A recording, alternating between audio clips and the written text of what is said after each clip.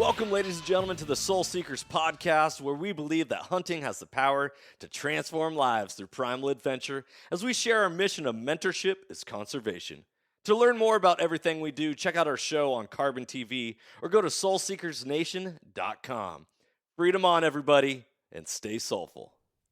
Do you want to become a better shooter, reduce flinch, protect your ears, and just overall enjoy shooting your gun that much more? Then there's no better way to do that than by adding a suppressor to the end of your barrel. Be sure to check out Huxwrx Safety Co, as they are a leader in the suppressor world with their OSS Flow-Through Technology, virtually eliminating blowback and toxic gas that can affect weapon system performance and shooter health. To find out more about Huxwrx, go to huxwrx.com. That's huxwrx.com, and go get yourself a suppressor for your upcoming hunts.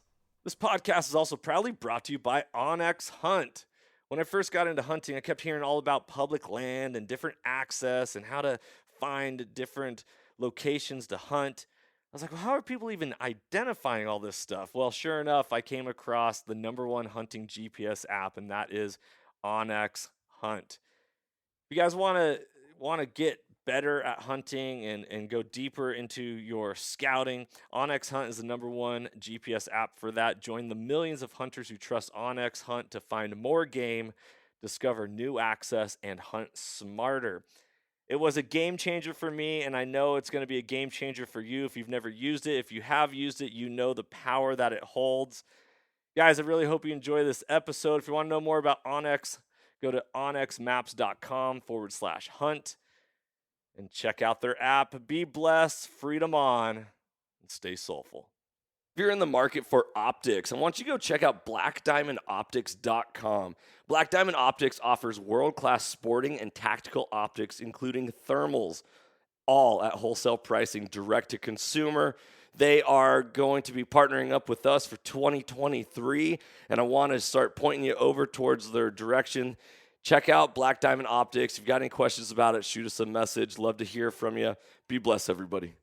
All right, guys, if you're looking for a better way to stay hydrated this coming hunting season and on all your adventures in the future, go check out hardsidehydration.com. Their swig rig is awesome, an absolute game changer when it comes to staying hydrated. I get tired of playing around with any water bladders in my bag and having to remove things to get to them and the chance of them puncturing and all that. So what Hardside did, take Nalgene's, got multiple sizes, and you're attaching your hose straight to that. Keep it on the outside of your pack, a lot easier to use. They also have a lot of other cool things. Go check out hardsidehydration.com. Use the code SOULSEEKERS10. That's all one word. Save yourself 10% at checkout. Hope you guys enjoy this podcast. Be blessed. All right, ladies and gentlemen, welcome back to another episode of the Soul Seekers podcast. I'm your host, Johnny Mack, and today I am joined by a fellow warrior in the woods, an awesome man and an inventor of amazing things, an American patriot himself, Dustin Coleman, the owner and founder of Cole-TAC, based out of South Dakota. And he's here to talk all about hunting, shooting, Second Amendment, freedom, and a bunch of other patriotic things. So without further ado, Dustin, what's happening, brother? Dude, that's quite an intro, and I really appreciate it. Thank you. Here in South Dakota, trying to keep up with everything that's happening and cranking out more cool gear. So I really appreciate you inviting me on here, and I'm looking forward to this. I love it. Well, you just got back from a pretty epic adventure, didn't you? Yeah, it was a heck of a hunt. It was a Gemsbok Oryx hunt in New Mexico on the White Sands Missile Range, and for most people who don't know, there is a wild population of Gemsbok Oryx out in New Mexico, and there's both private land hunts and public land hunts, and it's all free ranging Gemsbok Oryx out there. But on the White Sands Missile Range, where they tested the first A-bomb, it's a very tough to draw place. And New Mexico doesn't have preference points, so it's luck of the draw every single year. Roughly 4% is the draw odds on it. And so, I was actually able to draw one of those tags this year, and I just got back just a week ago, and it was one heck of an adventure. Man, I can't wait to hear all about it. Before we dive into that story, I want to hear a little history. Obviously, the Soul Seekers podcast is a hunting podcast. We talk about a lot of different things, but it's all about Right. inspiring others and the transformation through primal adventure. Our mission is Right. mentorship, is conservation, and just making this world a better place. So, what's your history when it comes to hunting and Second Amendment? Because here you are cranking out awesome products, and yet a lot of people probably don't even know the background on you and Cole-TAC. Right. So I grew up in northern Wisconsin. It's a very hunter-friendly area. We basically shut down schools for the 9 days of deer season. It's a 9-day season, and it's a whole army descends onto the woods during those 9 days. So I grew up, and that was basically what I knew. Maybe some squirrel hunting, duck hunting. But like it was basically deer hunting. Loved it growing up because that was a rite of passage. Was when you turned 12, you go to the deer hunting camp with dad and shoot a deer, and it was a big deal for me, and I still go every single year, even though where we're at, it's not known. The southern part of the state's really known for big deer in Wisconsin. Where we're at in the north, we have such a wolf problem that it's just small deer and hard hunting. But my cousins come home. My grandpa, who's in his mid 80s, is still hunting. So it's more of a family reunion. It's a family get together, and that's how I got started. And that's really where I would say my love of firearms really kicked off. So I did some time in the Air Force. Did 4 years in the Air Force. After I got out, went to school, and shortly after graduating school, I took an engineering job for Ruger, and that's kind of and again, kind of going down this firearms path, and did some great projects there with them, and had a ton of fun working on mainly bolt action rifle projects. And then started Cole-TAC in a spare bedroom because my wife, she grew up, she's from Latvia, so she grew up overseas and is a really good sewer because that's what they do over there. And so I needed a suppressor cover because I bought somebody else's and I wrecked it the first day out, and I asked her to fix it, and she's like, I had to fess up at that point how much I spent on it. And she's like, I can't believe you spent that much money on it. I'm not fixing this. I could have made something so much better for less. So she made me one. And then my buddies at the shop at Ruger saw them, and they're like, hey, can you build me a couple? So built a couple for them. And they were like, well, we're going to put up a small little website just as a side thing for her. And that was 2015. And since then, we've, outgrew the spare bedroom, the basement. We built a garage, bought 2 different buildings since then, and moved everything from New Hampshire out here to South Dakota. And it's just kind of been this game of,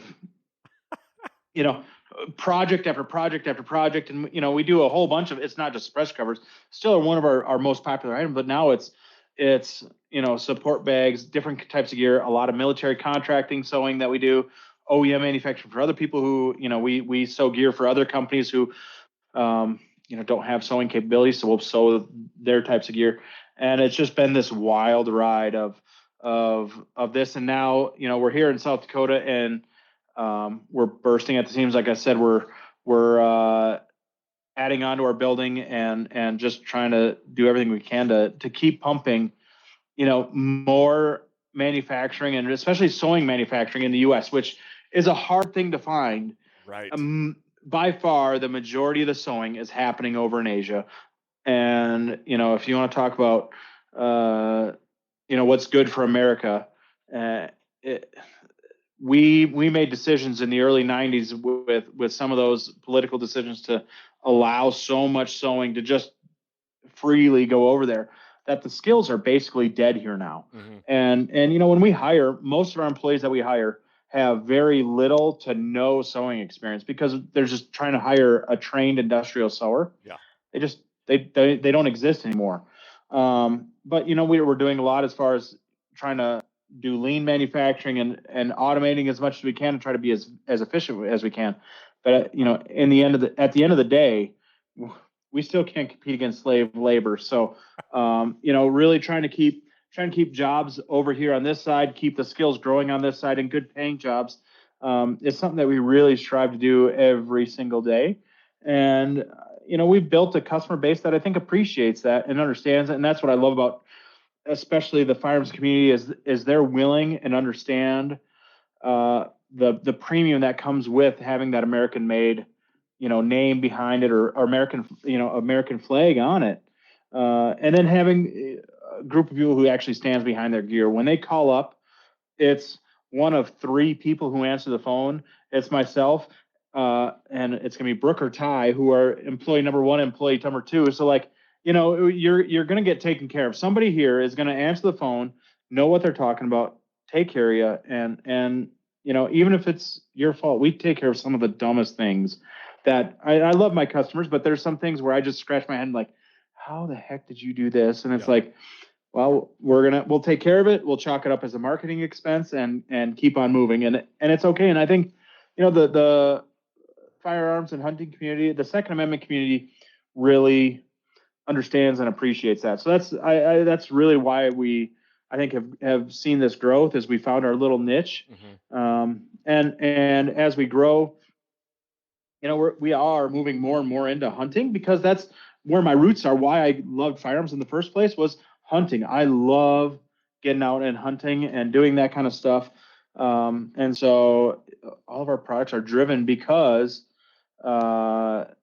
stuff that I want to take with me. I've been out and I'm like, man, I wish I had something to do this. And, and not just me anymore. Now we've got a couple engineers who are helping us, and, they just got back over the weekend. They were out on a long range shooting and coyote hunt adventure. And so, they're coming up with ideas and brainstorming now. So it's not just some corporate boardroom who's listening to a market research group who is just taking a random survey. We're trying to get out and use the stuff and understand what people need and want and tailor it to that. I think that's one of the most amazing things is, and you hit so many different topics that I want to go back and touch on here. Go for it. I find it just truly fascinating, American ingenuity, and you have a problem, you just figure out a way to have a solution, create a solution, and then all of a sudden you're in business and you're doing the entrepreneurship thing and you're growing. I believe I probably bought my first Cole-TAC product in around 2017. So that wasn't too much longer after you guys kicked off. Because when you're suppressed, my wife probably sewed. I mean, in 2017, my wife sewed that. It was her and I.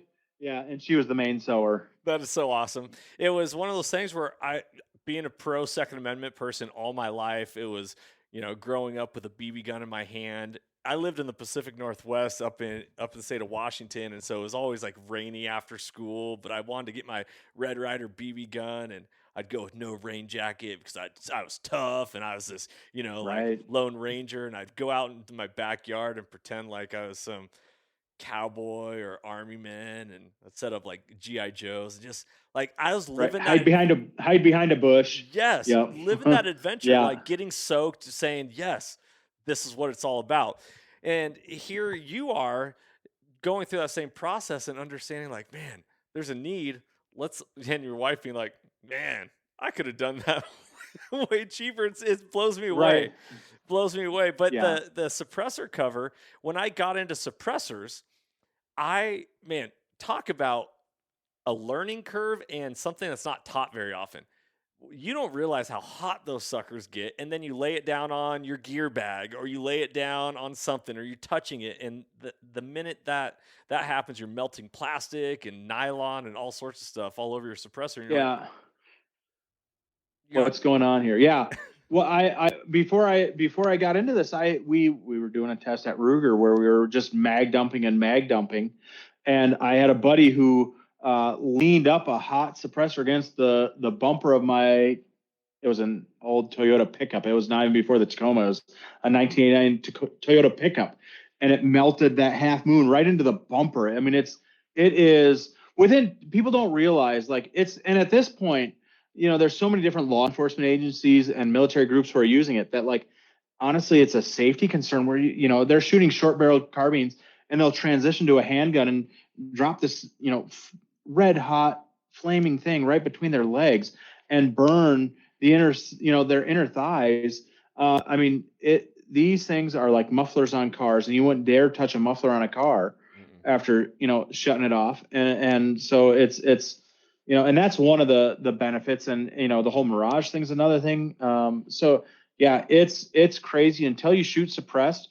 You don't really realize it. And kind of the joke that I always tell people when I'm talking to them is, oh, I just got into suppressed shooting. I'm like, well, have you burned yourself yet? And they're like, no, not yet. And I said, well, give it time. Because inevitably you grab that thing and it's like, holy crap, you get the fingerprints, like you can see them on the can itself because like they get burned. The oils burn right into the can. Oh yeah, it's like Home Alone where Harry or whoever goes to grab the doorknob and it just melts into his palm. Right. And it hurts. Oh man, I got a couple comments already. Is JD Wilkie says, I'll pay 3 times as much for American-made products. I love that. You got people on here, they are supporters of keeping it local and keeping it here in house. That's a powerful thing and testament to you. Another person, Pursuit of Accuracy, says, I tear up a lot of bags and gear. It's never my Cole-TAC stuff. Little shout out for you right there. Hey. But then old guy Rimfire, he says, if you build it, we will break it. So, and we have people who break it, and I'm like, I don't know how you did it, but hey, good for you. And part of me, like, I really do enjoy, one of my favorite things is like when someone does destroy something and we send back the return label, like, I want to get it. And like, how the heck did you pull this off? Cause like we learn so much from that kind of stuff. And there's been several times where someone wrecks something and we tweak designs or, stitching because of it. I can't believe that it was failing here, but I guess it does. Let's run a couple extra stitches over this point to make sure it doesn't happen again. Man. So, yeah. So that kind of kicked off your journey on Cole-TAC. What other avenues are you guys branching into? You said you're going into more of the hunting realm, the bino harness and different stuff like that. What do you got lined up? Oh boy. Well, I mean, so I would say we've got a whole host of products that are lined up. And usually just kind of some backstory, usually May, June, July is kind of like our lull because, it starts getting hot in the South. No one's out shooting competitions. No one's hunting. And then by the time August starts rolling around, it gets busy again. I would say this summer. And so usually we release a whole bunch of new products during those months because we have some capacity. This summer, it did not happen. A lot of our military contracts that started back in the spring carried through, and some of our OEM manufacturing is blowing up. So like,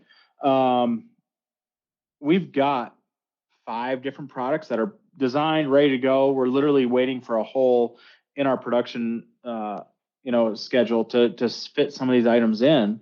And I mean, it's everything from if people have been paying attention to our Instagram, we've got a Garmin InReach Mini pouch because I carry a Garmin InReach Mini, when I'm out and about now because there's freaking cool little widgets. Yep, same. So we've got one of those. We've got a couple different versions of our ammo, our hunter wallets and our ammo storage that holds different sizes and different calibers that we don't offer right now. We've got a really cool rear support bag that serves a couple different purposes. So it's not just a support bag anymore. It's also used for as a seat basically. And I may be talking too much, but I don't care. Hey, have at it. Enjoy it. It's just you and me. Who's gonna get right? Well, my wife's the only one who's gonna get mad at me. So you shouldn't tell people this because they're gonna email us and say, "Hey, can I get that now?" And I'm like, it'll be okay. So it's a lot of those things where we're really trying to focus on, especially with the hunting world, either efficient products or efficient and multi-purpose products like that rear support bag. Right. That's also a seat. So like it's really lightweight, really durable, really versatile. So that way it's not just this one thing anymore. It can be used for multiple different things because I get it. What's up, Soul Seekers Nation? Thank you so much for listening to this podcast. I really appreciate it. As a reward, I have some discount codes for you to use if you are in the market or a brand new hunting pack, go check out initialascent.com and Initial Ascent packs. They are made in America. Their one-piece carbon frame is an absolute game changer. We run their packs. We love them. And you can save 5% at checkout by using the code SOULSEEKERS. That's all one word. Also, for those of you who are archery hunters and you are tired of shooting at dots on a target, check out deadnutsoutdoors.com for their lifelike 2D archery targets. You can save 20% on all of their products by using the code SOULSEEKERS at checkout. Once again, the code is SOULSEEKERS, all one word. Go check out initialascent.com and Dead Nuts Outdoors. Enjoy the podcast. When I'm walking around out there for a ways, I don't want to be carrying a 7-pound support bag where, it was stuff that we basically learned in the competitive. So we do a lot for the competitive shooting world. And that's kind of, I would say, a journey that I'm on. I still shoot a lot of I try to shoot as many matches as I can and try to, help out that community as much as I can. But there's things that we can get away with when you're walking 200 yards in a day from station to stage, from stage to stage to stage that, really are great tools and really make you, have the ability to shoot out at long distances. But in a hunting application, it's just too dang heavy. I'm not carrying 7 pounds with me 2.5 miles out in the desert. Yeah. I'm not going to do it. And so trying to find ways to be efficient about it is really important to us. I love that. Let me ask you this then. Tripods. Are you willing to, because this is something that I've had Matty Nelson at Seekins Precision and Hat Creek Training. Yep. We talk about this a lot. And he goes, well, what's your purpose on hunting? Your purpose, your goal, objective is to kill an animal. So whatever tool is going to help me achieve that the best, I'm going to go through it. So if it's carrying a heavier tripod that I can shoot off of the create a more stable shooting platform, I'm going to do it. What's your take on that? Is that so tripods? Yeah. I will not go out without a tripod anymore. The weight to benefit ratio is a no-brainer. Especially how light some of these new carbon fiber tripods. There's several really good reputable brands that are out there. Two Vets tripods. They make some really good lightweight, and he's really focused on.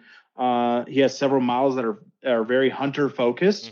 So yes, there is some weight, but the capabilities that you can do while shooting off a tripod and I'm not trying to, I don't want to turn this into an infomercial, but like, honestly, what my setup now is a tripod with our backbone frame and a flat bag mounted on top. So I can set the tripod down, set the rifle on top. On this Oryx hunt that I just got back from, the first shot that I took was at 600 yards standing.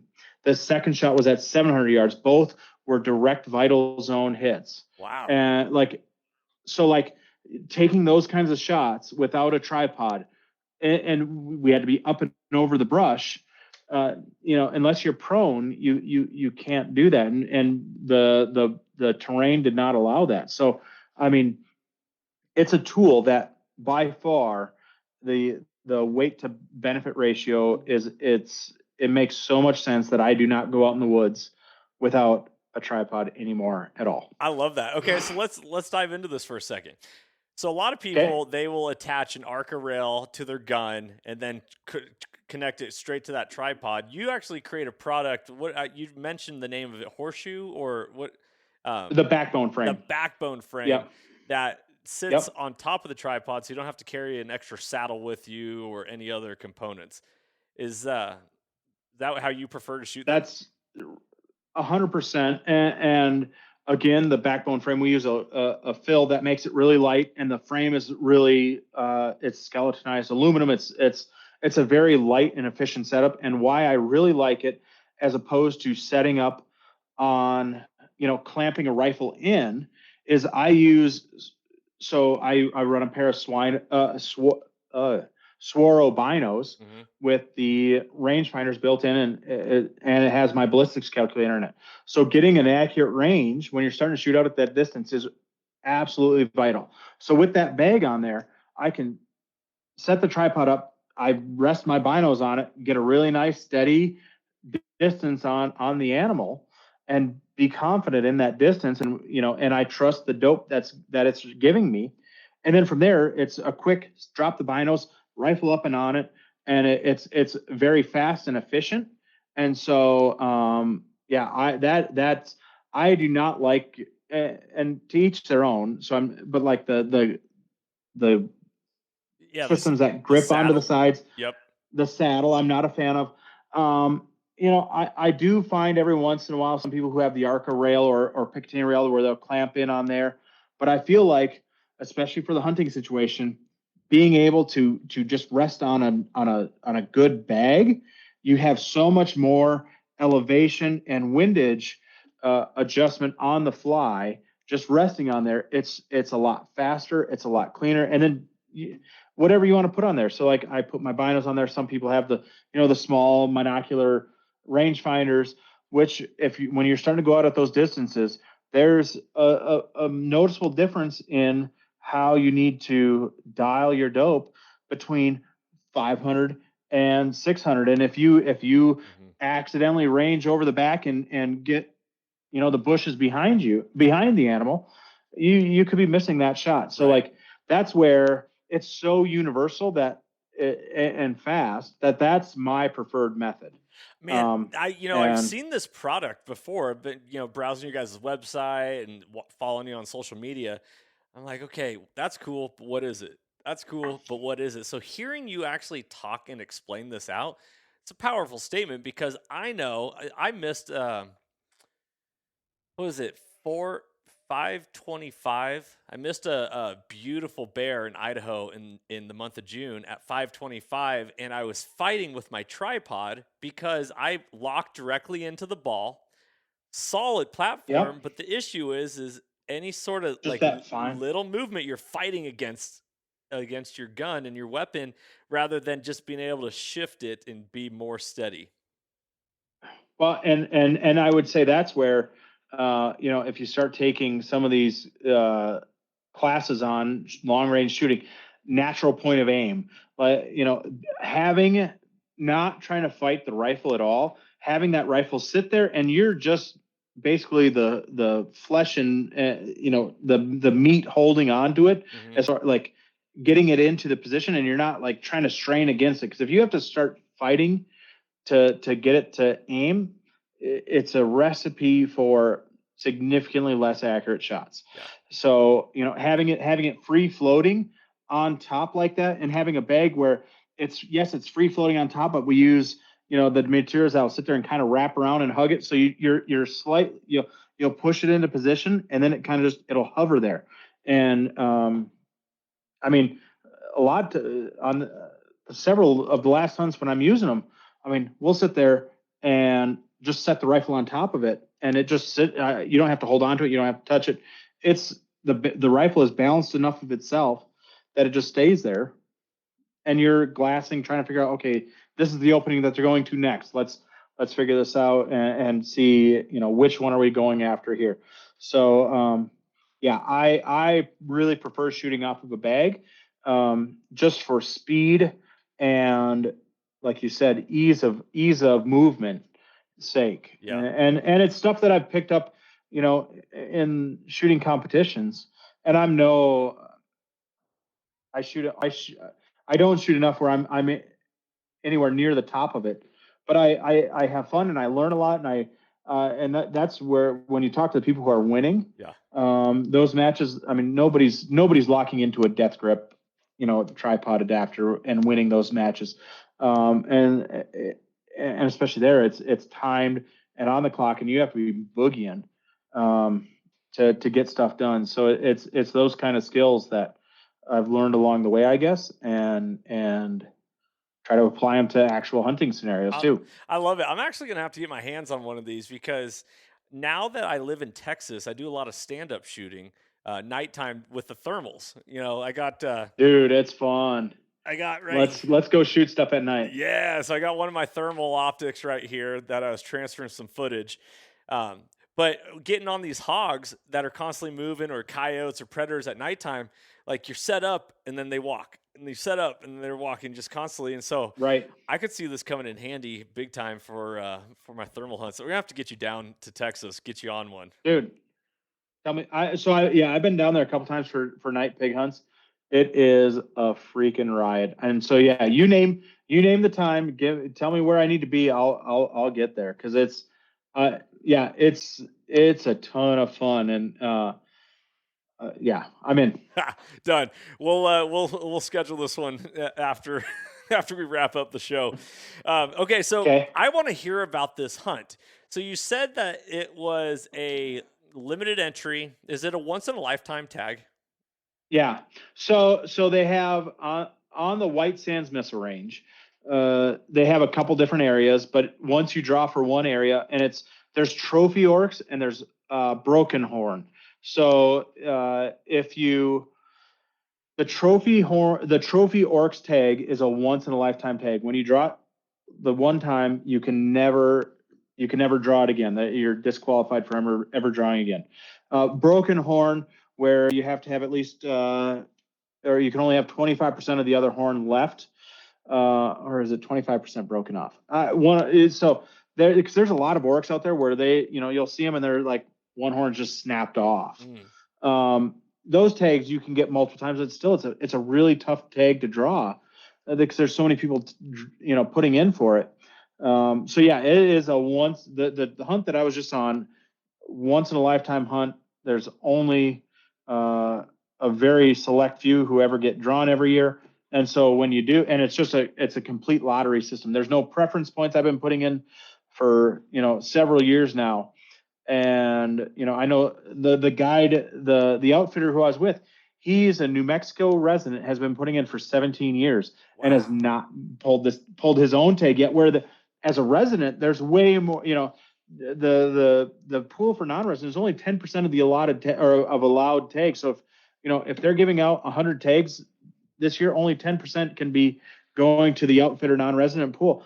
The other 90 are going to residents. And so he's been putting it for 17 years and still hasn't drawn this, which, it kind of speaks to what, it is, when I saw the results come back of like, okay, here we go, we got this tag. I'm like, let's do this. We're going to make sure that we're on our A game and ready to go, because I'll never do it again. Yeah. How big are those animals? Where are they, like elk size? So they're a little bit smaller than elk. So a cow is in the 400-ish, 450 pound range. The bulls are in the 500 to 600 pound range. Okay. But I mean, they're decent sized animal, and they came from the Arabian Peninsula out in Africa. And in the 70s, they were brought to that area. And I've heard a couple different rumors on why they were brought there. One of them being the guy who was running the range out there was a big game hunter out in Africa. He liked doing that as a hobby and wanted them out there. I've also heard that the military wanted moving target practice, which, I mean, I don't know, it could be. And what's crazy is, since there's no lions or leopards out here, they thrive. They thrive out in the New Mexico desert there. I mean, we saw multiple different herds of over 100 oryx throughout we had 2 days to hunt. It's normally a 3-day season. It's a Friday, Saturday, Sunday hunt, and that's it. Wow. And Friday they didn't let us hunt at all on Friday, because they were still bombing. They had to drop bombs, like the military was dropping bombs and testing stuff on Friday. All right, everybody, thank you so much for listening to this episode. As a thank you, I got more discount codes for all of you. If you are in the market for anything in regards to calls, whether it's elk calls, turkey calls, deer or predator calls, you can save 15% on all Rocky Mountain hunting calls by using the code SOULSEEKERS. That's all one word. And if you're in the market for hard side hydration, a better way to hydrate, go check out hardsidehydration.com. Use the code SOULSEEKERS10 to save 10%. And we also have a discount at Graxaw.com. That is, Graxaw is the leader in ultralight game bags and other backcountry gear. Light, fast, and efficient is their motto. Use the code SOULSEEKERS, all one word, to save 10% at checkout. we got an email on the day or two before saying, hey guys, sorry, we're pushing back. And so this once in a lifetime hunt that's supposed to be 3 days is now 2. And so it's this like, all right, we have to really be going. And so so these animals out there are just these huge, majestic animals, and when they run, like it's just this, like Discovery Channel stuff, where they're just as soon as they see you, they run. They're like antelope, where they have amazing eyesight, absolutely incredible. They will spot you from a mile away if you're out in the open. They'll sit there and they're looking right at you. You can tell that they're looking right at you, and because they're in herds, it only takes one of them to see you. Mm-hmm. And they're all just running, and once they start running, they don't stop. They have these giant lungs. They're used to running in hostile environments, and they don't care. They don't stop. Yeah. And so they're absolutely incredible animals. So how'd the hunt play out? You get down there and you do you have to hire an outfitter for the hunt? Well, so New Mexico has it. So they have an outfitter pool where they designate 10% of the tags to outfitter hunts only. So when I applied, I had to have a contract with an outfitter. I think 2% can go to non-residents outside the outfitter pool. So you have significantly better odds if you're a non-resident in the outfitter pool. So you have to contact an outfitter first and say, hey, I'm interested in doing this hunt with you. I want to apply. And to be honest, I apply for every hunt there is. New Mexico has oryx, elk, mule deer, antelope, ibex, sheep. They have a herd of wild ibex sheep. They have desert bighorn sheep. So Aaron with Spot and Stock Outfitters, a good friend of mine who so I call him up like, hey man, I'm applying for everything, and and a lot of them are like shoot for the moon. It's really low chances, but if you get them, it's an incredible experience. And so you don't have to have an outfitter, but you have a higher chances, especially as a non-resident, if you go through that outfitter pool. Get a contract signed with them. Basically, so that way they give you their outfitter number. So when you apply, you can be a part of that pool, and apply. And that's in the winter. It's like January or February timeframe when you need to apply, and then March, I think, is about when the results come out of, hey, this is what you draw, and it's one of those things that, like I said, I shoot for the moon every year and kind of plan on not getting anything. But, what was crazy is Aaron, because he knows how low the odds are, he had myself and another person applying for the same tag, same season, because statistically, 2 of his clients drawing the same tag, it's basically 0. Well, sure enough, I don't know if Aaron's living right. We both drew tags. So yeah, Barrett, who's a duck hunter from Arkansas, great guy. He also drew, and I didn't, so Aaron reached out and he's like, hey guys, I wasn't planning on both you drawing tags. So like, if you want, I can transfer this to a different outfitter, but it makes it so like my tag was literally only good if I was with an outfitter during that time. So if I would have said, oh no, I'm going to go do it myself without an outfitter, and Fish and Game would have stopped me, my tag was, I'd be basically hunting without a valid license. Wow. Or without a valid tag. So yeah, so he's like, hey guys, you both drew. Are you cool with hunting together? Always, I can transfer one of you to somebody else, and we could figure it out. And we're like, let's do it together. So yeah, get down to Socorro. I got down there on Thursday because we still weren't sure, what the plan was for Friday. They said, the initial email said, hey, safety briefing is at 10 a.m. Friday, and they normally let us go out hunting, I guess, after that. Well, we got the email saying, hey, safety briefing is now at 3 o'clock in the afternoon because of active, missions out on the range. And when we heard that, I guess historically when that happens, they say, you're not going to be hunting anymore that day. But so we get down there Thursday, Friday. We go out to the range, and it's kind of this. It's on a government facility, so they give us all these different safety things about, make sure you're hydrated, make sure you do this. They give us a map where it's printed out, like where can you go, where can you not go? Because, there's areas out there that they don't want us on. And give a whole UXO, so unexploded Ordnance. Yeah. Unexploded ordnance. Like if you guys come across this weird thing out in the desert, don't pick it up. And there was some things, there was parts and pieces as we were stalking, and it was just like pieces of sheet metal that you could tell were like part of some other bigger assembly that had blown up out there, that like you come across, it's like, oh, okay, I guess they tested something here. And literally the Oryx that I shot, she was 3 or 4 miles from where they tested the first A-bomb. So like you see the old grainy videos of like the bomb light, the mushroom cloud, like that's where we were at. So it's kind of neat to I don't know, just be around that area. Yeah. So you go out there and you locate the herd and you put a stock on them and try to close the distance. Well, it's out in the middle of the desert. There's nothing really to hide behind. So, and like I said, they have these great eyes. So first thing Saturday morning when we get out there, they open the gates. They were supposed to open at 6:45. They actually let us on at 6:30 because I think they felt bad because we didn't get out there on Friday. So we roll out to this area where Aaron has been out there before, and he says, "Hey, this is a good spot for Oryx." And we find a really good mature bull, and Barrett, we talked through strategies as far as, who goes first, what are we going to do? And, I went down 2-3 years ago on a private land off-range Oryx hunt with Aaron, the guide. So like, I've already shot an Oryx, but he was a sub-adult is a juvenile.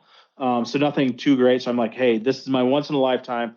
The Oryx, there's so many Oryx out here. I said, I kind of want to be picky and find the right one. So I'm like, let's get Barrett knocked down. And luckily for him right away, but we got in the gate at 6:30. By 7:30, we see this giant herd of Oryx, and we sit there and drop down in this little valley and walk up to the ridge, and we see the herd of probably 40 or 50 of them. They're running off to the right, and all of a sudden the big bull, because they get smart to this stuff, that when hunting season starts, like if you stick with the herd, they can see you, and he peels off to the left and runs right in front of us, and Barrett makes an awesome shot on him, and by 7:30 he's on the ground. And so it's like, okay, and it was, I think, second or third biggest bull that was taken. Wow. The entire season. So a 33-inch bull it had 7-inch bases. So like the bases on them, you couldn't even get your fingers around. Just this big guy. So we skin him out. We skin him out there. We quarter him up out there and throw him into the cooler in the back of the truck. That's like, all right, game on, let's go. So we go out in the desert and we're driving around on all these, like, it's just these desolate roads, some of them paved, some of them dirt, on the range that is normally shut down to the public. And we had to pass background checks, just to, like, we drew the tag, and then it was like, here's a bunch of paperwork they got to fill out just to get onto the base. And they don't allow cameras out there. So I mean, at the end of the day, they search your phone, like, hey, show me your picture reel, and they like scan through it and like, okay, yep, you can. It's pretty serious. So, but yeah, so we get his thrown into the cooler, and we start going around and we're looking for mine, and we find a couple different herds that you could see them. I mean, we're glassing out 1 to 2 miles. I mean, just giant spotting scopes and binos that you can really see out. And it's like, okay, there's a good herd out here, but it's so hot that the mirage is making it so, like, there's a lot of animals out here, but you can't tell, is there a good one? Yeah. And the only way you can do that is to start stalking out there. So we sit there, survey the land, be like, all right, what can we use for, is there little ravines that we can follow? Is there little tiny, ditches? What kind of bushes can there, every once in a while, there's a bush out there that you can hide behind, and we stock up on them. And try to get close enough so we can actually identify if there's one out there. And that first day on Saturday when we were hunting, twice we went out on stalks and got up to them and we're glassing and we're like, no, there isn't the one that we're looking for. There's a lot of, hundreds of animals out there, and they're just the one that we're looking for isn't there. And it was kind of crazy. We get to the last couple hours of Saturday, and we're like, okay, the same thing. We see these oryx way the heck out there. Let's go, get up closer to them. And so we get out of the truck, we start walking, and the sling swivel of my sling came undone. And so I had the rifle slung over my shoulder, and the top swivel broke, and it tips over backwards. And I'm just like, oh my gosh, and it smacks to the ground. And so I sit there and I'm like, oh, I'm like, dropping a rifle is not good for accuracy. And so I sit there, I pick it up, and I'm looking, everything looks okay. I try to fix the swivel, and I get it fixed, and just quickly wiggle it to see if it's fixed. And stupid me, it drops again, and I'm like, the things that came out of my mouth would my mother would be ashamed of me. But it was, I took the knife out of my pocket, I cut the sling off, and yes, I'm gonna admit I littered. I hucked the sling off into the desert. I'm like, screw this, I don't need a sling anymore. I'm just gonna carry it. I'm done. Never again. I'm an idiot for doing it. Fool me once, shame on you. Fool me twice, shame on me. And it was I couldn't believe it. So I was so we sit there, we start getting out to these animals, get out to probably by the time we can actually identify the animals, we're 800 yards out, and we can tell, okay, no, there's a really good looking oryx in this group. Let's kind of, and they're meandering towards us. And what's crazy is when the oryx are walking, once they start walking in a direction, it looks like they're just this slow walk, but they have such long legs that they're slow grazing walk. You could try to run to keep up with them. You're not keeping up. So you kind of have to, when you start identifying a herd that you want to go after, you kind of have to see which direction are they generally going, because you have to anticipate where they're going to be. Yeah. So we're 800 yards away, and they're slowly kind of quartering towards us. So it's like, okay, let's just kind of wait here and see what they're doing, get them a little bit closer. And all of a sudden they get within, 600 yards, and it's like, all right, there's a good looking cow. Cows actually have longer horns than bulls because they don't fight as much. They don't break them off as much. And the tag's good for either one. So I'm like, all right, there's a good looking cow. Let's do this. And I'm like, okay, I'm going to chamber around. So I pull the bolt back, start to push forward, and it was like this crunchy halfway forward, and all of a sudden it stops halfway closed. I'm like, what the heck's going on? I look, and there's just sand. There's sand rolling out of my action, out of the magazine, out of the trigger. I see it like the little trigger gap right below the trigger. There's sand raining out of it, and I'm like, oh my gosh. When I dropped the rifle, the suppressor on it basically turned into this giant sand trap. Oh. And so I'm telling Aaron, I'm like, Aaron, I look over at Aaron, it's stuck. I can't chamber around. I don't so he's like, all right. So we pull the rifle back off the tripod. I have to jam the bolt just to get the extractor to grab so I can get the round out. We take the thing apart. We're trying to be as quiet as we can because the animals are still walking towards us, and we see them coming towards us. We're stuck tucked behind this bush, and pounding out the magazine, trying to get the bolt. The bolt's just packed because there's a thin layer of oil, so the sand is just sticking to everything. It's this fine New Mexico sand, and it comes down to where I can't get the sand out of the bolt. So we sit there, and I blow into the bolt to try to get it to get it cleaned up. We get it cleaned up enough where I can actually chamber around, and we look, and they're gone. And it's this big wide open desert. I don't know where they go to, but they just they're gone. And it's it's the last hour of the day, and the range is very strict on okay, 8 o'clock, you guys have to be off. You have to be out of we lock the gates at 8 o'clock. You have to be out and they have a list of who's out there. And if you're not off by 8, we're going to send a search party out for you guys, and it's not going to be good.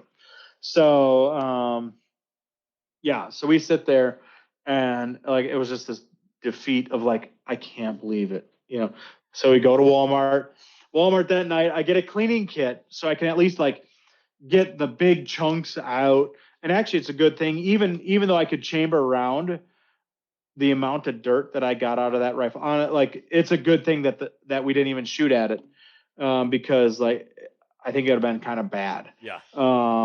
I took the whole rifle apart, scrubbed it down in the hotel room. It was kind of gross, but I tried cleaning up as best as I could. And then, I'm used to long range shooting, so like taking a rifle apart and not confirming zero again is like, Talk about it's anxiety. a big deal. Yeah. Yeah. So I'm like, all that night, I'm like, oh my gosh, is everything still zeroed? It like pulled the suppressor off, pulled the stock off. Like I gave this thing a full on scrubbing, and I don't like doing that without confirming zero. But first thing in the morning, it's the last day of the hunt. I don't have a choice. We're going to do it. So yeah. So the next morning we get out there, and we locate a herd, legitimately, of a couple hundred orcs. Wow. That's just moving across, and it's this big area that's, it's probably 5 miles between roads. I mean, and so you can see these orcs that are out in the middle of this, and we're watching some orcs that are closer to us, and like, no, none of them are right, and so we sit there, and we see that they're generally moving off to the north. So we sit there, we go down, get up in front of them on a road, and it's like, all right, what we said, we're going to walk up to this next knoll that's 800 yards away, and we're going to glass, because they should be coming towards us. So we get up to this next knoll, and we look, oh no, they're still a long ways out there.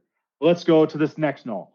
We go out to the next knoll, and as we're doing it, because there's so many of them, we have to hide behind the bushes. We're crouching down low and, trying to use the little bit of terrain that's out there to our advantage. And luckily the wind was to our advantage that day too. We're stalking, and it's always this, well, let's get to the next ridge and we'll look, and we'll get to the next ridge and we'll look. And finally we get up, and we get to this we get probably within 1,000 yards of the herd, and we can see there's just one cow. That's like, as soon as you're looking across the herd, like, there's this one that's just sticking out. It's like, holy crap, she is a monster. And you could tell, so cows have a little bit thinner bases. Mm-hmm. So like, we could tell it was a cow. And so we're like, all right, let's try to get as close as we can. And we get up to this next point, and there's this, fairly steep ridge, and it's wide open between us and them, and we're 600 yards away, and we're like, there's no more terrain, or we can't gain any more ground on them. So it's like, we've got to take a shot from here. So again, set up the tripod. I'm resting the binos on the tripod. I range her 4 or 5 times again, like, all right, is it repeatable? All right, am I getting a good spot on her? Do I have the right dope? Because the Swirl binos, they tell me my dope. So I, it's 600. It was like 614 yards. Yeah. And it gives me what I dial. So I sit there, and there was a pretty strong left to right wind. And before we went out there, I measured the wind. So I kind of know, I know that rifle, and what, it's a 7 PRC, which is, it does a great job of cutting wind. But it's still like, you kind of got to know it. So I say, okay, at 600 yards, I still got to hold, 4/10 left. And so we get up there, and we've been stalking this thing for a while. So I'm, a little bit winded, and it was in the low 90s by this point. So like, it's hot, and I'm trying to steady myself, watching the wobble zone on the scope. Like, all right, I feel good about this shot.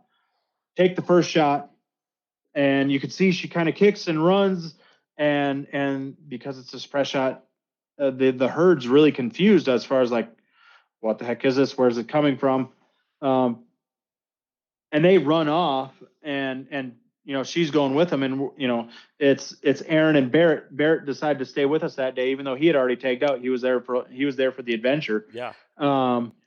We're talking, like, because we're all on binos, and like, all right, because by then, we knew we hit her, but it's a herd, so we want to make sure we're going after the right one for a follow-up shot. And so we range again, it was like 712 yards, and sent another one. And then this time you could see that, it's that when you see an animal who's been, hit real hard in the vitals where they kick back and their legs kick up real high, and she runs 20 yards and, pummels over, and a great shot on her. And so we get up to her, and we kind of all of a sudden had this realization, like, it's 94 degrees. We pull up Onyx, and we're like, oh crap, we're 2.5 miles from the truck. And we went out kind of with the intent of like, we're going to go out 800 yards just up to this next ridge. So none of us thought like, let's make sure we pack some extra water. Let's make sure we had right. It was not. And so I was like, oh no, like, what do we do now? So we quickly get a couple pictures with her. We start quartering her out. Luckily, Barrett was with us. So we had a third person to help pack out. And it was this pack out in 95, 96 degree weather across sandy desert. So it's like walking on a beach for 2.5 miles, where it's just like, that's tiring. Your feet are just fighting you the entire time. Slipping, and like, and for me, like I always set like little goals. Okay, I'm going to get up to this I'm going to get up to this yucca plant, and then I'll set another goal. So like, I'm only just like trying to get a little bit further ahead. And it pushed us hard. And we're like, before we kicked off going back, we kind of all took an inventory of each other's water, because it's like, all right, who has what, just so we know. And, by the end, we were sharing, and we were out long before we got back. Aaron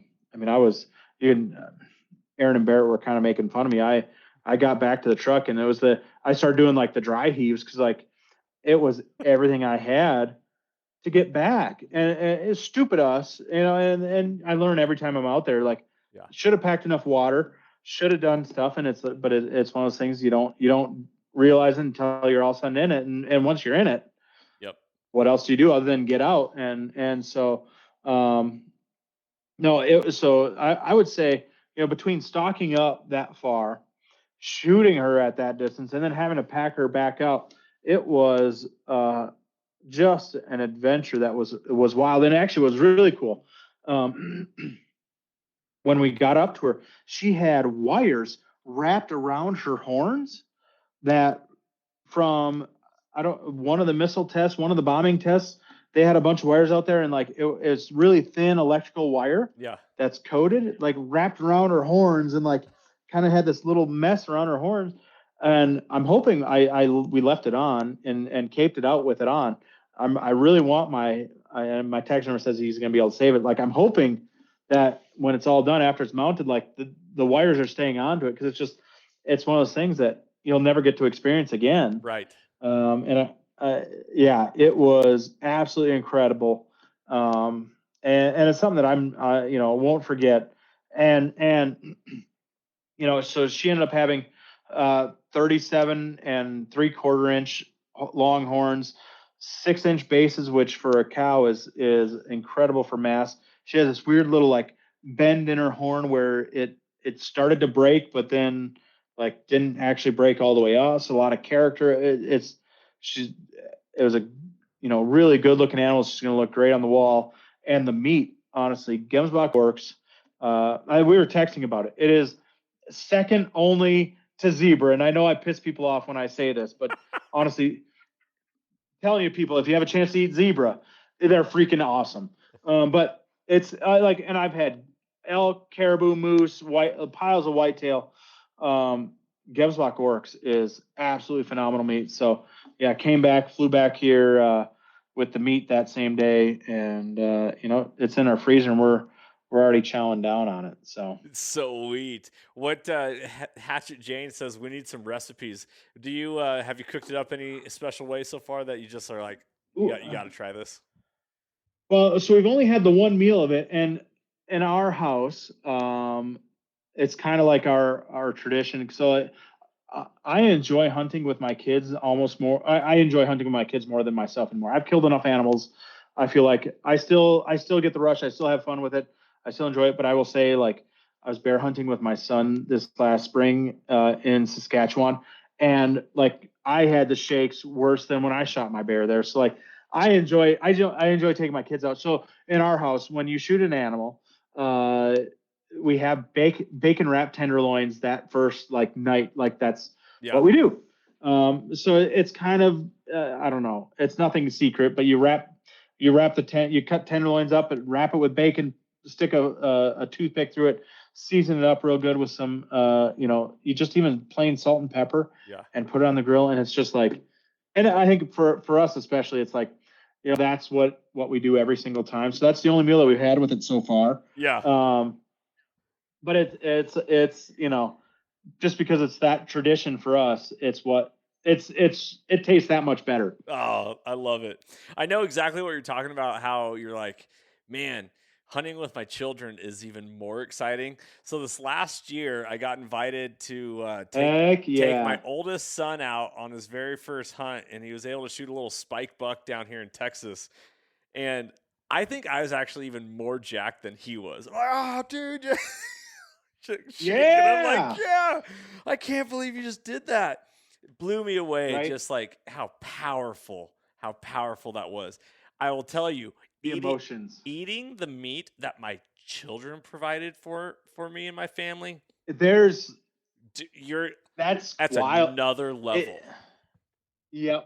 And like I said, it's mental at that point, because it's like, it's the same whitetail that you've had before too, but because it's like your children harvested that animal and brought the meat home for you, it's like it's definitely a neat and rewarding feeling, passing that tradition on. Oh yeah, the goosebumps, like, makes me want to tear up just thinking about. I remember, my family, we like to sit down and eat dinner together and pray before a meal, and usually, always thanking God for what He's provided and blessing the food that we're about to consume, and thinking about, is like, Carter, do you want to pray? It's your animal, like, you shot this, and right. I don't, at the time he was only 7 years old, soon to be 8, and I don't think the gravity of what happened was hitting him, but I'm just there like soaking it in But it hit you. Oh, big time. So much so I'm actually in the middle of writing an article that my hopes is getting it published in Outdoor Life, because it's one of those, but it's about that legacy piece. And being someone who got into hunting later in life, I killed my first animal in 2017. And so going from there to all of a sudden 2022, my children are doing it. Like, there's nothing better. Yeah. That's exactly where I'm at. And I get way more adrenaline now. Watch my kids, watch my wife, my wife shooting stuff. It's what I really, really do enjoy more. Yeah. So yeah. Man, that's it. If you like to listen to podcasts, go back and listen to the episode I just released on Monday. It's with Brittany French. She's the CEO of Pass It On Outdoor Mentors, based out of the state of Kansas. It was originally a Big Brothers Big Sisters project that went into hunting and shooting. And there we talk about like this idea of the growth of a sportsman. Like you first get into hunting, and you just want to shoot your gun and shoot your weapon and kill something, and if it flies, it dies. If it's brown, it's down. It doesn't matter, baby. We're going home with something. To the point, do this. Yeah, to the point where you might want to hold out to something in more of a higher quality representation of that species, or then you want to start traveling to different types of hunts to eventually the end phase, the fifth phase of it is the ultimate sportsman, where you find more joy in watching other people fulfill those experiences than it is you yourself. So it's cool to hear that you are already in that. Number one, you got to fill a once in a lifetime tag, but now you're also talking about your children. That's a pretty powerful thing. Well, yeah, that's I would say what I live for, and it's something that I've just kind of started experiencing now in the last couple of years. I mean, we've got 4 kids, and so all 3. It was finally last fall. My youngest, my son, who shot. He was the last one in the family to punch a tag for himself, and it was just an incredible experience. I can remember all of my girls, my wife, and my son's first deer almost as well as I can remember my better than I can remember my first year. And like, I remember like this, how it happened, the lighting of that day, where the animal came from. I could walk back to the exact location of all of them. And it's something that I'll never forget and I'll take with me till the end. Oh man, I love it. I got a couple comments here that showed up from Pew Pew Daily. He says, do zebra and horse taste similar?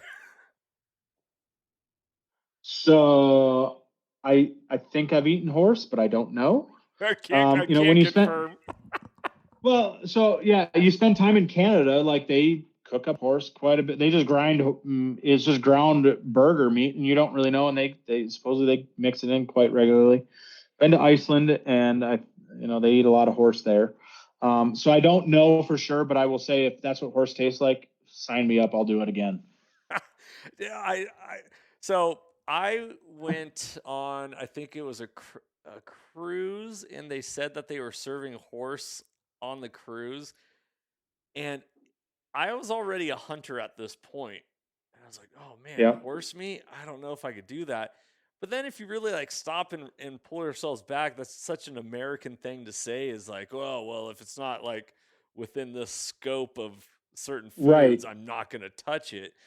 But go to Asia, you could eat dog and rat and a bunch of other stuff. I joke about, I want to go to Asia just so I can eat dog. And so when I come back here, I can look at my dog and be like, straighten up, because I know what you taste like,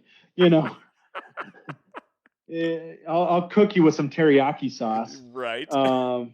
No, but yeah, and I think you grow up and there's some things that are normal and it's just what you're brought up around. And there's plenty of cultures that think eating beef is wrong and gross and how dare you.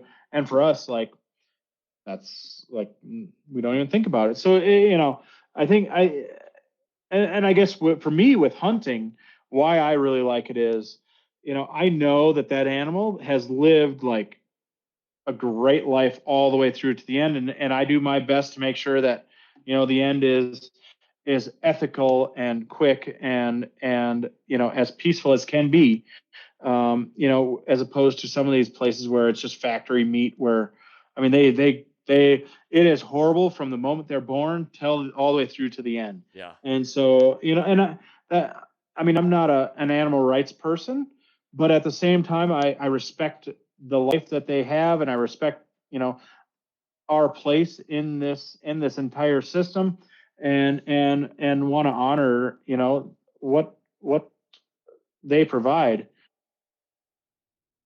Yeah, absolutely.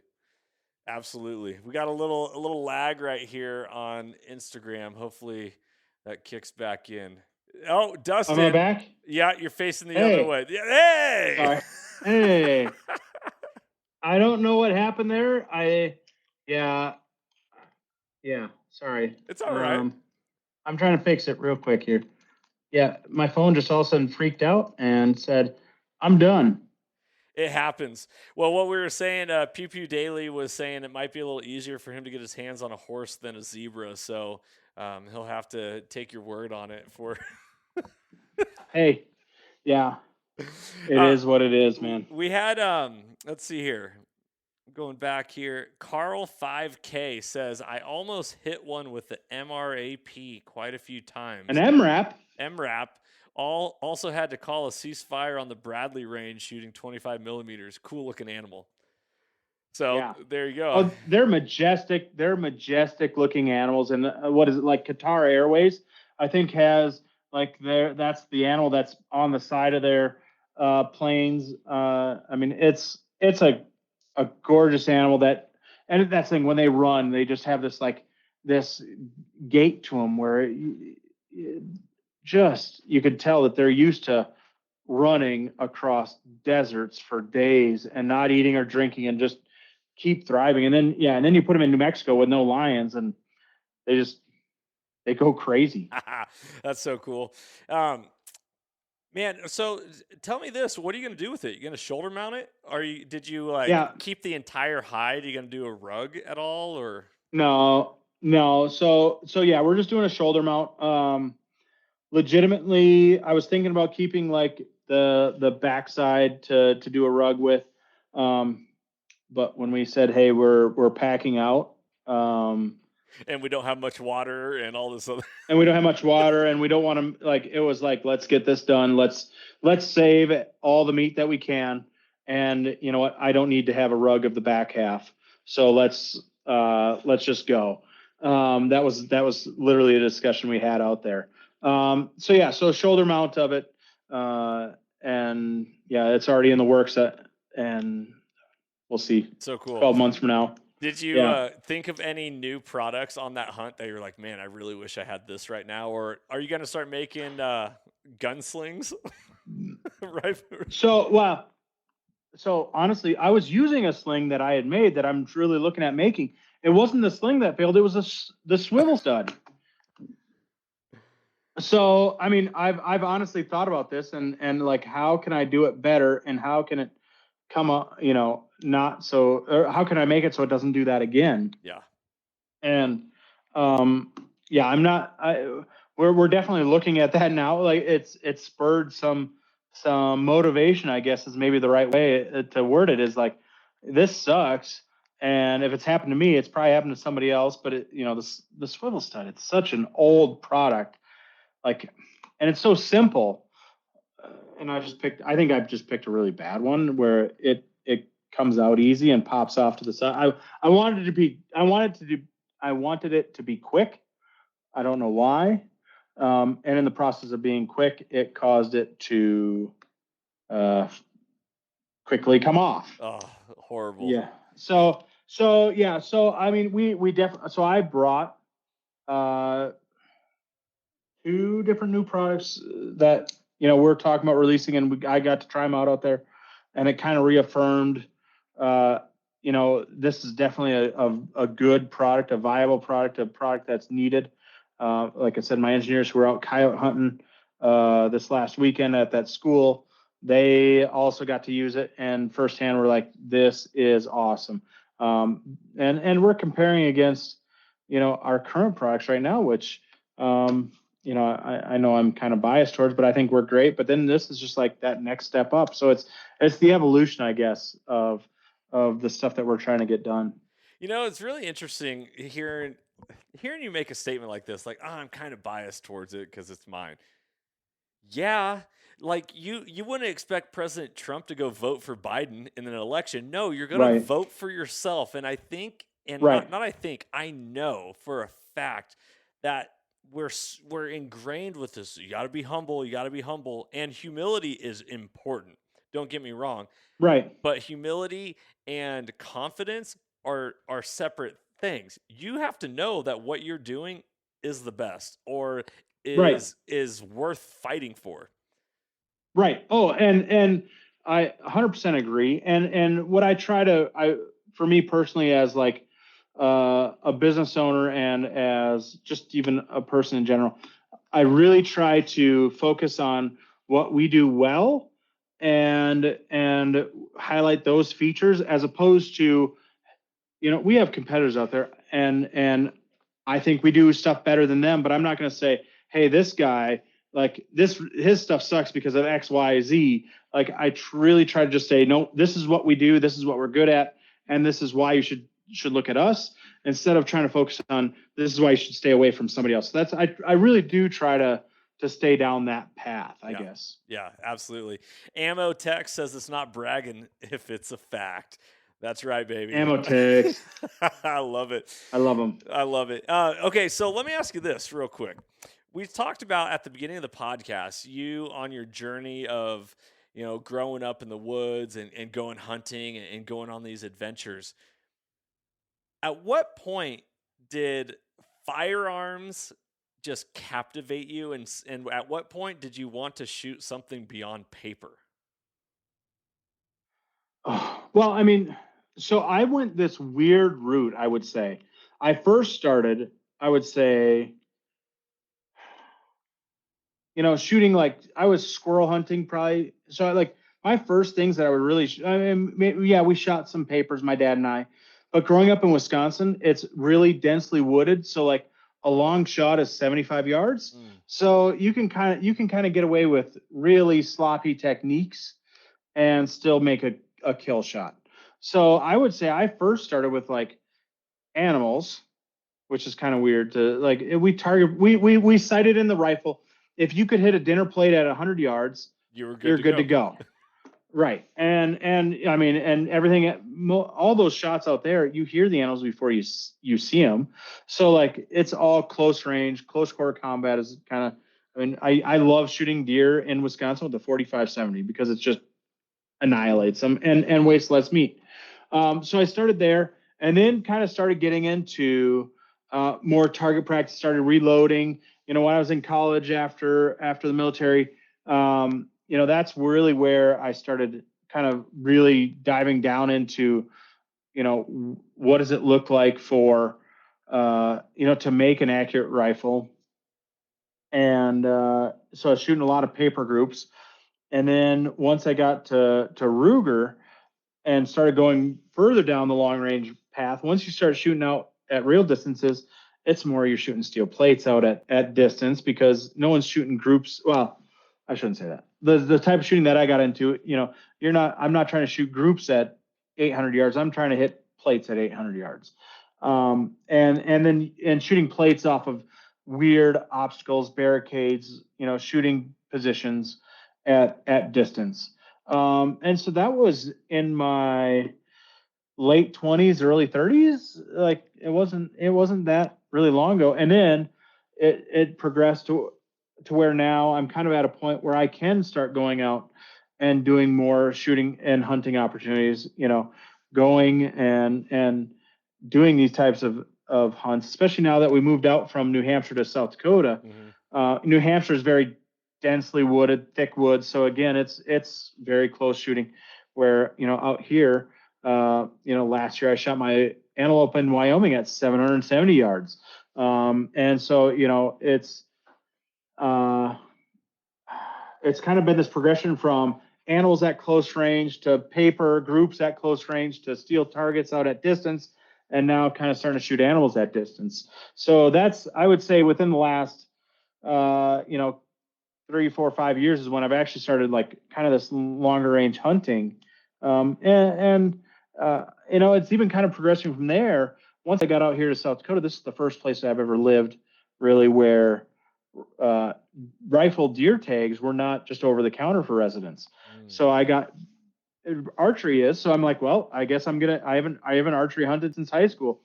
Yeah, I can't go a year without a guaranteed deer tag. Right. So, hey, we're getting back into archery and we're doing this. And now I will say, like, I shot my first archery deer,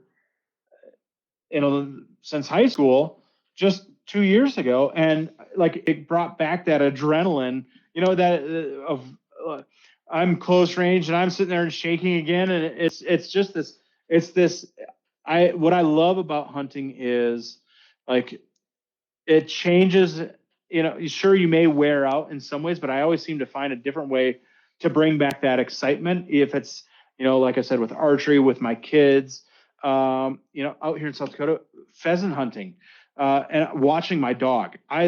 We've got 2 labs. One's basically retired at this point. One is in his like prime right now, and watching him work, I don't really like eating pheasants. They're good, but shooting pheasants, it's okay. Watching my dog when he's working the field and you can see all of a sudden his tail, like it just stands straight up and like just does that weird little twitch.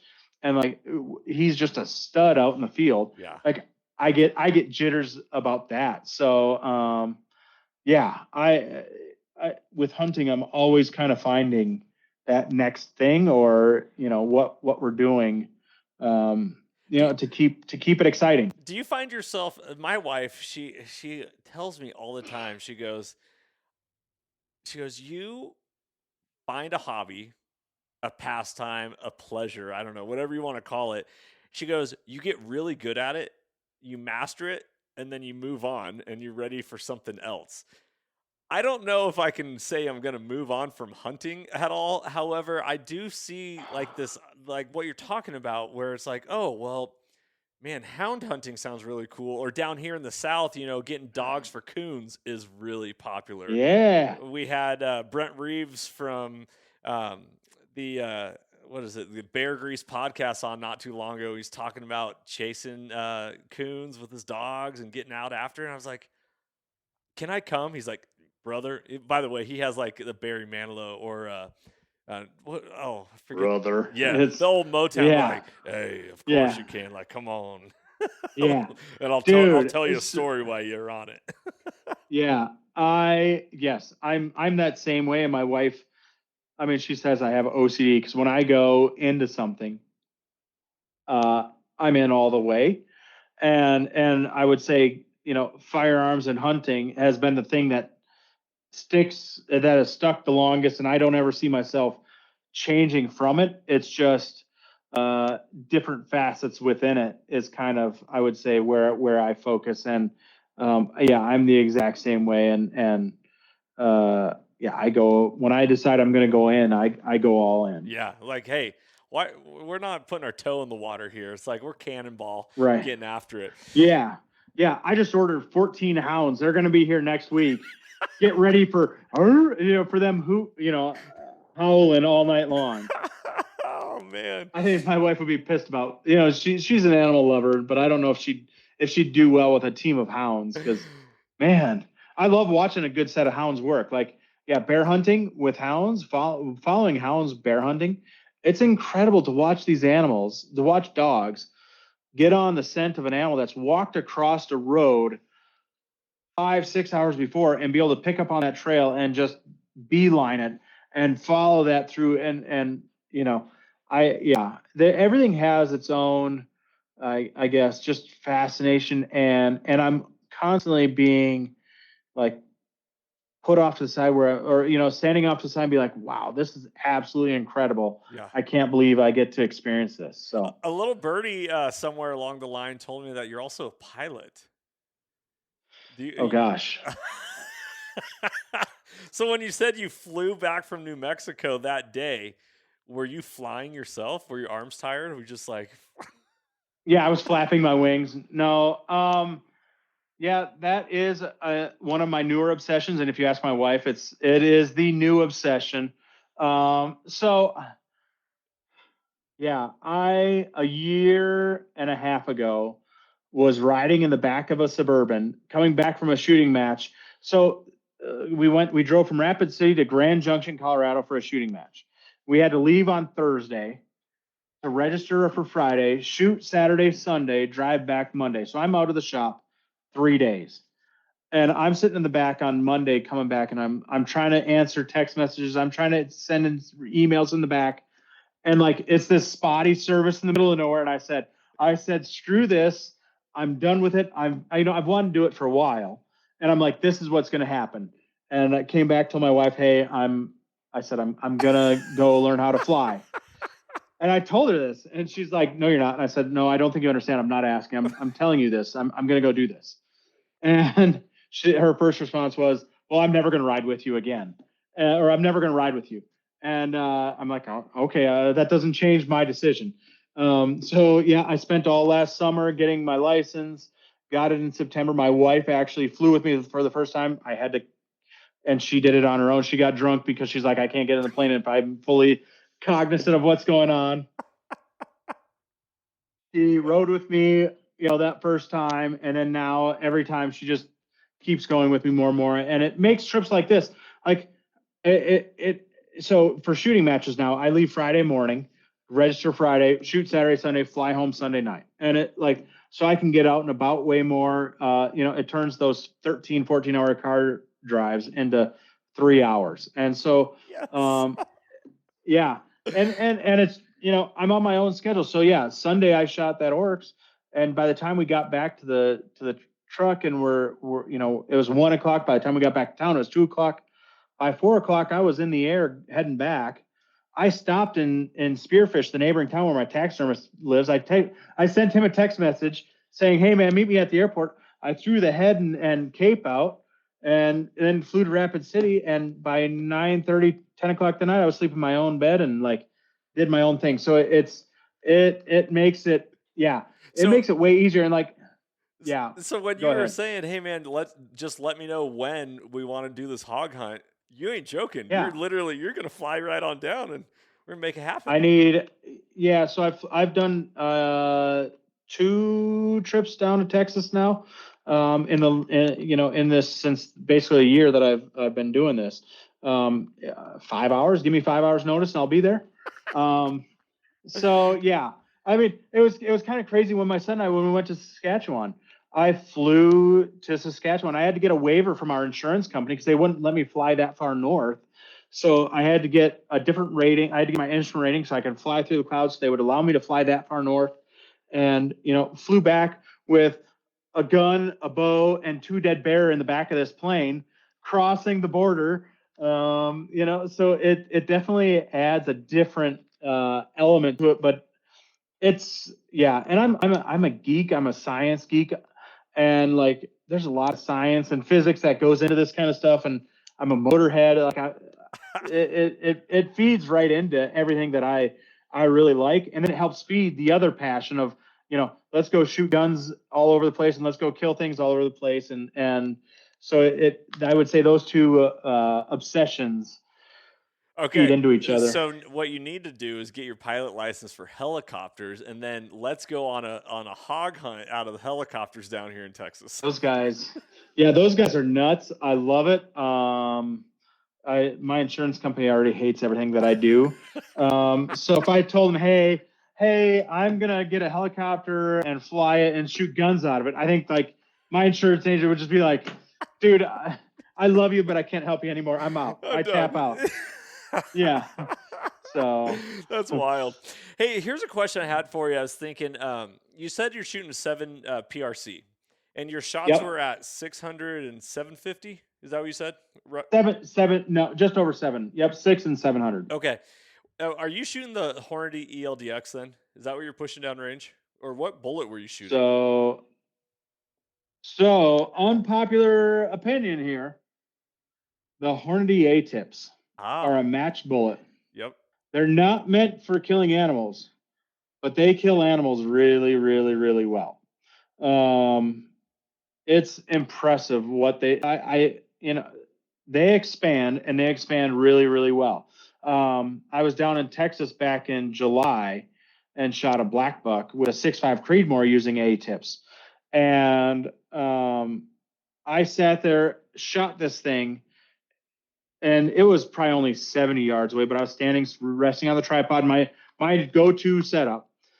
So really stable. We get up to where I shot, or where I hit the animal, and I see this green stuff on the ground. I'm like, and my heart sank, and I'm like, oh gosh, I just gut shot this animal. Like, how did this happen? 70 yards. Like, I don't do those things, but like, I'm like, well, this is where we're at. Let's figure this out.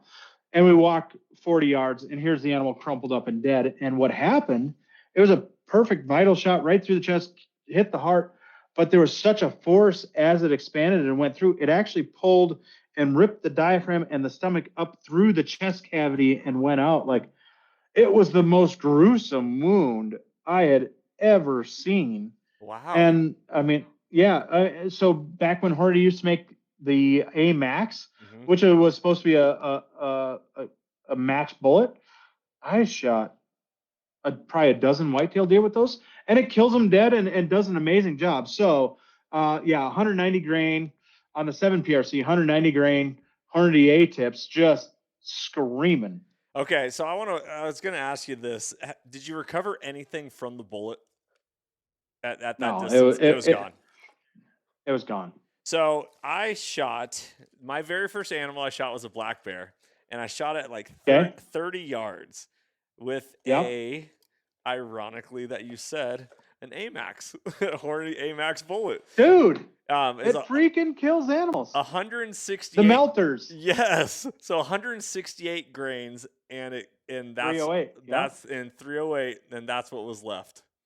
I think that's like it's hard to make sure I show everyone. I can see it. Like 38 grains of copper jacket is left now. Yeah. No, it's yep. And so yeah, and you know so my previous experience with A-tips led me to pick that bullet, and listen to other people who have shot plenty of animals with A-tips. I know a couple buddies who've killed elk with them. I know Hornady would say, hey, it's not designed for that. I'll tell you from my experience, it freaking works wonders. Yeah. It's like hitting them with a grenade and having it explode inside. Dude, yeah. And like I said earlier, I really like shooting animals or whitetail with 45-70, a 300 grain hollow point with whitetail at 50 yards. Like, it wastes less meat than a 30-06 because it barely expands, but there's so much energy just getting plowed through there. I will say the A-tips kind of spray a little bit and they open up and a grenade. But at the same time, trying to be an ethical hunter, I really want to make sure this animal is like it's taken out and dispatched. Yeah. In a hurry. So, Dustin, do you know that I have a hunting show, Soul Seekers? We were just up for an award. Yeah. Oh, yeah, no. So one of the episodes we're filming for this year of Soul Seekers is Make Doe Hunting Great Again. And I'm actually traveling up to Missouri to go with Graxaw game bags, and we're going to go on a doe frenzy, but I'm bringing the 45-70.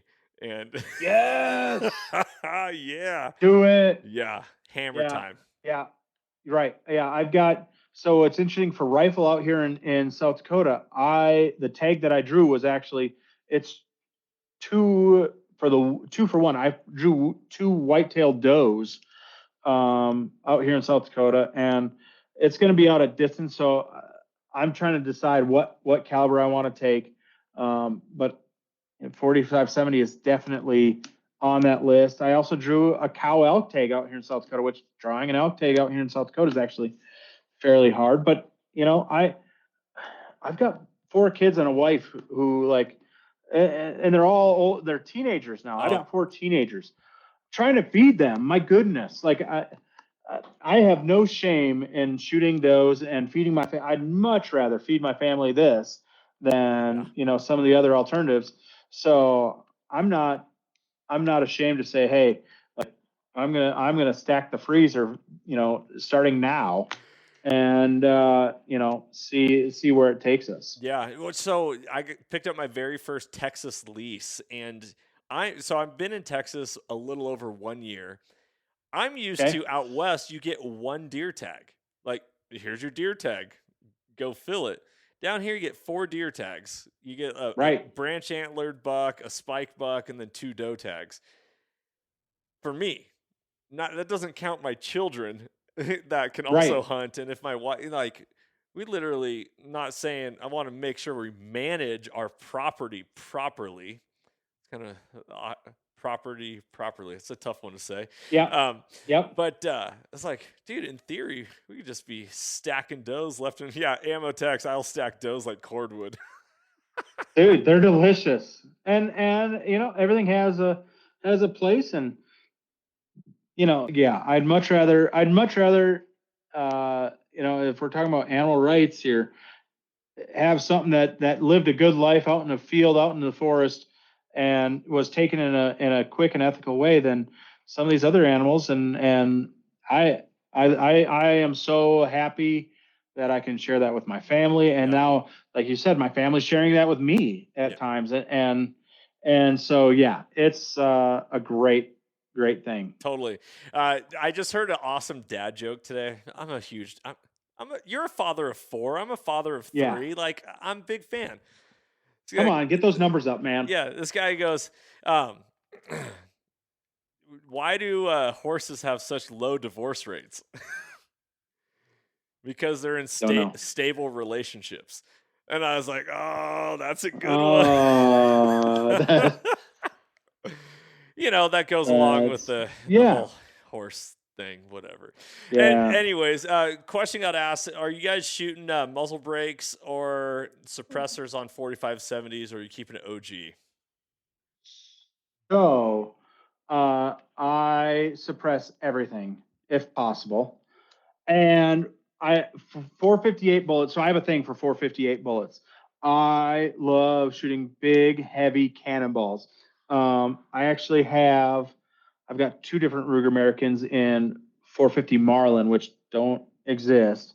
One of them I built on a long action, so I can shoot the Lehigh Defense 650 grain controlled chaos rounds, subsonic out of it. It's a 1 in 10 twist. I built it just for the sole fact of shooting really big, heavy bullets and have it magazine fed. No, so it's suppressed because I'm not a heathen. We believe in freedom of speech, but we do not believe in freedom of sound. We're going to suppress you. No, right. And so I have some lever guns. I've got an old, trapdoor 4570 that isn't threaded, that is cool. But like when it comes down to it, I really do enjoy just big, heavy bullets going out quick, quiet. Yeah. And that's hard to beat. So I'm sitting, one of our sponsors is Huxwrx Suppressors. Big fan of their flow-through technology and everything that they do. But I got a Marlin 1895 trapper gun, 16-inch barrel, and a Huxwrx Rad 45 in jail that I'm like, come on, you should be getting out anytime. So hopefully that I'm running suppressed with some Hornady FTX subsonic. One of my favorite guns that I have, and it's so dumb, but it's a Marlin 1894 it's a short barrel rifle. I cut off, threaded, so it's 357, 30. You run 38 specials, which are just naturally subsonic, and like the kids and I will sit there and we're just running through rounds, plinking away, just giggling because there's no recoil, but yet when it hits a steel plate, it still makes a decent sound. It rings. I love lever guns, and if you can suppress them, all the better. No, I was just at a cowboy Western store today trying on cowboy hats, and I'm like, doggone it, give me my lever gun. I'm going to get my hat. I want to just get out into the field. I'm a big fan. 300 Blackout on this picture. This is a Ruger American and 300 Blackout that my kid shot his deer with, but subsonic, Gorilla ammunition out of Florida, the solid copper rounds. Dude, hammered it. So all of my kids and my wife's first deer were all shot with a 300 Blackout SBR AR that I have. And it's a great deer killing round, great for them to use. It's not intimidating, and we can practice with subsonics, and it's even less intimidating. And discrete ballistics makes some crazy, kind of same concept as Gorilla, but discrete ballistics, they do some crazy subsonic hunting rounds that just do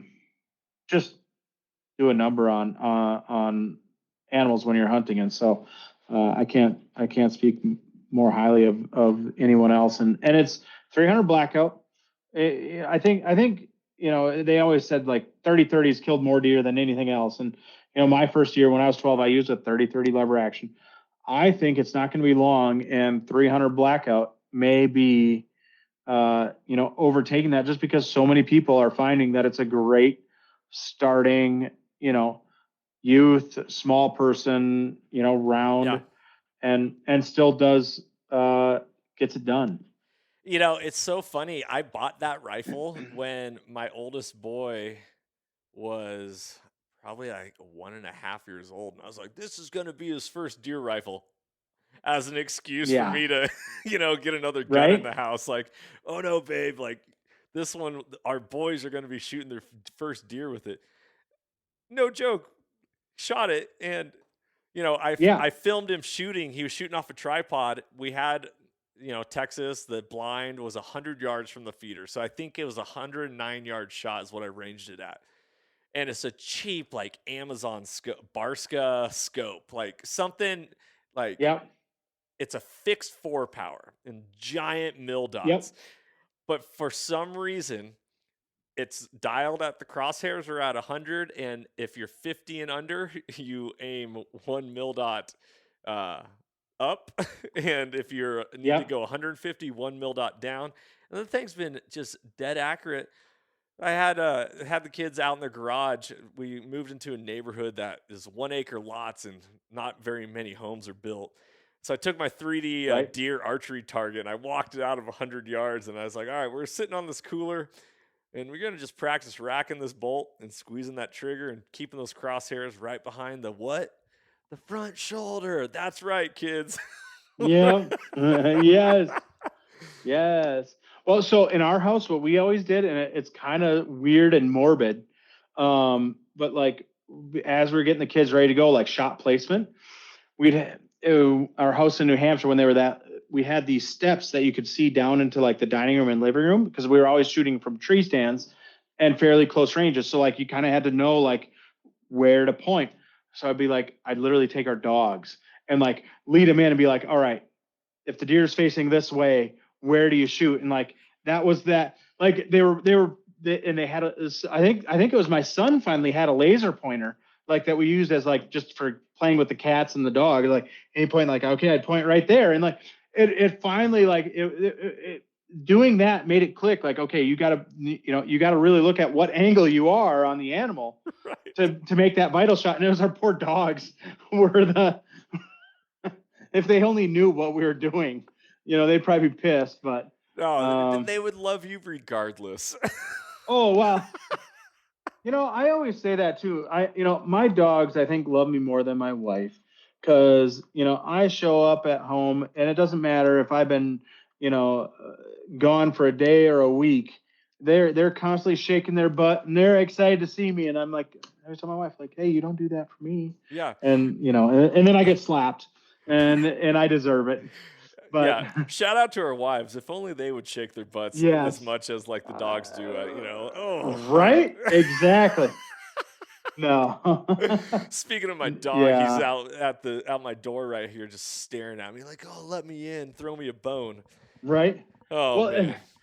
Yeah, that's I would say probably my dogs would appreciate it because we cut up we process our own animals, and that's I think the one thing that they enjoy most is after we're done, like that front shoulder after it's all been deboned, we literally toss it out in the front yard, and last year by the end of hunting season, it kind of looked like the scene from The Lion King when Scar, and there's just like these dead bones scattered across the front lawn. Like the UPS man comes to drop off a package and there's all these half, just torn apart bones laying across there. Yeah, it's my dogs appreciate our hunting and what we do with it as well because they enjoy it. The animal graveyard. Anywhere Yeah. the sun touches is yours, but don't go over there. Yeah. Right. That's our front yard. That's awesome. Well, brother, just for the sake of time and honoring you, and thank you so much for coming on and doing this Instagram Live and this podcast. Really appreciate it. Yeah. One of the last questions I want to ask you, because I can tell you're a passionate human being. Like you live with passion, you live with intensity and vigor. What has hunting done for you? So I would say hunting has taught me determination, patience, and like delayed gratification. So especially in growing up in Wisconsin, when you're tree stand hunting, you literally will sit in a stand all day long, hoping something walks past you. And you sit there not knowing whether or not it's going to happen. And there's a lot of days where it doesn't. My first black bear that I shot out in New Hampshire, I actually calculated it. Over the 2.5 week long season, I sat in the tree 80 hours. 80 hours I was in a tree. And, and it was the last hour of the last day I shot that bear. And like the rush of emotions that went over me, I mean, I shed a tear that day. So like that determination and perseverance, I would say is the biggest thing.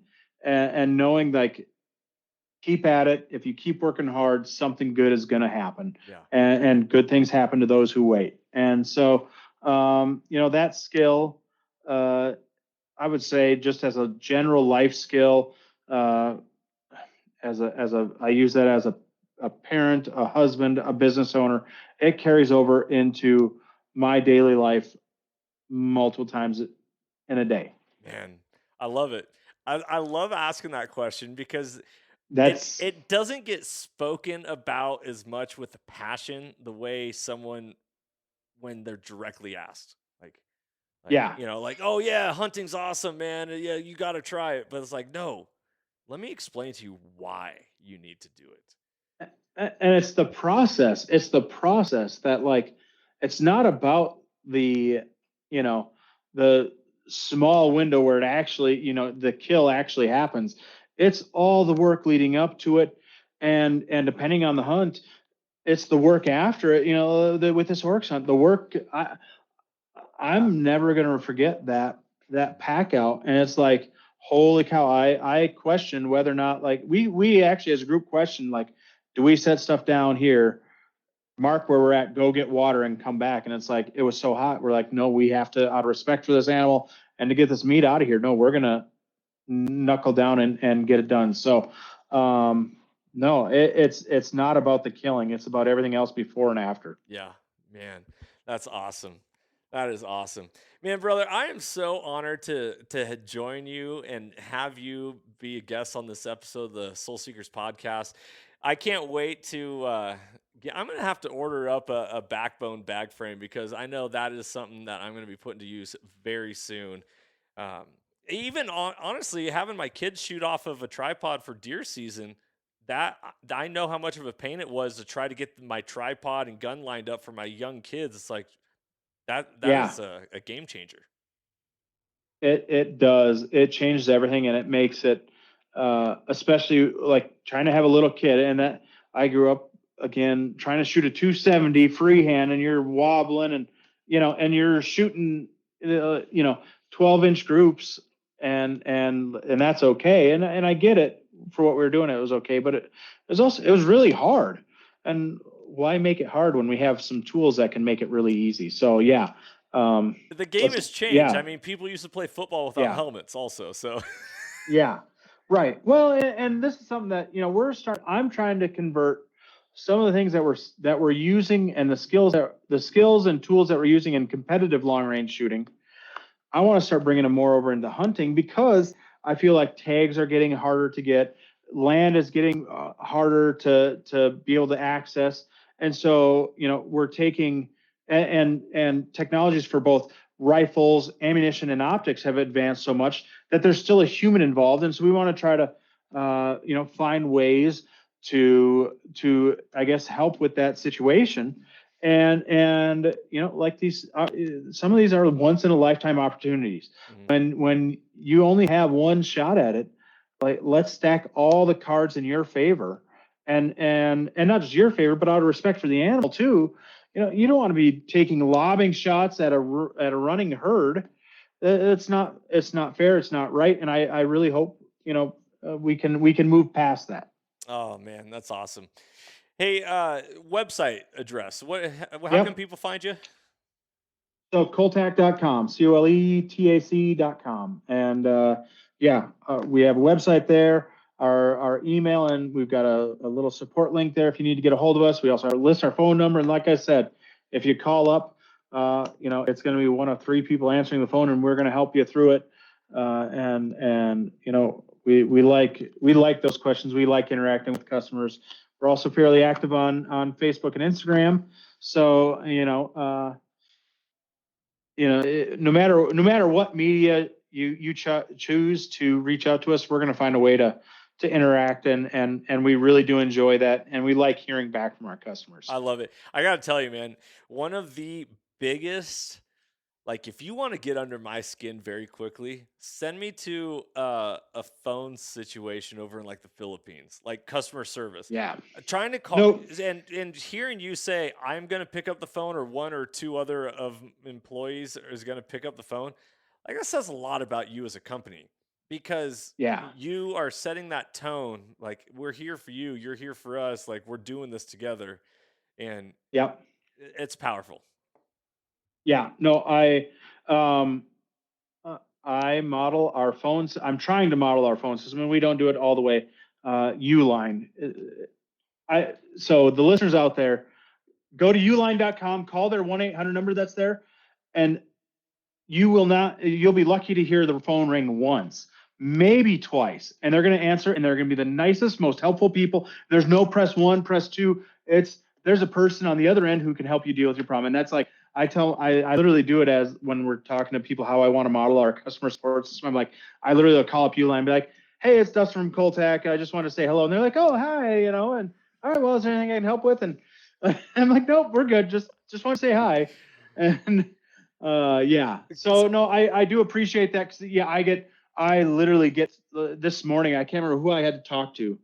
And it was one of the phone systems, insurance or banking, or I don't remember what it was. And I was on hold. Can you, in a computer system, please describe your problem so I can properly, direct you to the right person? And I tell them the problem. I'm sorry, I didn't understand. And like, I just go into a fit of rage, and like I 20 minutes on hold to deal with something that, like, if someone just answered the phone, I don't have to waste 20 minutes of my life. Yeah. So all the listeners, Cole-TAC is the Chick-fil-A of the hunting world.